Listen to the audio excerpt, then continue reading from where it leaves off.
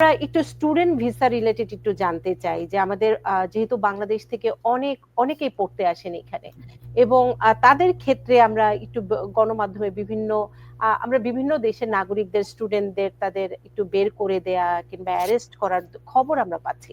সেই বিষয়ে একটু যদি আপনি টিপস দিতেন, বিশেষ করে আমার বাংলাদেশি ভাই বোনেরা যারা এখানে শিক্ষার্থী হিসেবে আছেন, পড়াশোনা করছেন।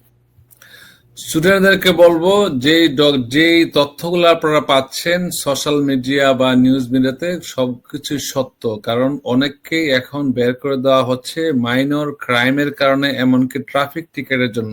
কিন্তু এর মধ্যে সুখবর হলো রিসেন্টলি একটা কোর্টে ইনজাংশন জারি হয়েছে, একজন স্টুডেন্টকে ট্রাফিক ভায়োলেশনের জন্য বের করে দেওয়ার কথা ছিল, ডিপোর্টেশন প্রসিডিংসে ফেডারেল কোর্ট এটাকে ইনজাংশন জারি করেছে। কিন্তু এটা এক্সাম্পল, এই এক্সেপশনটা কিন্তু সবার ক্ষেত্রে হয়তো ফেডারেল কোর্টে যাওয়া সম্ভব হবে না। আপনাদেরকে অনুরোধ হলো আপনারা যে স্টেটে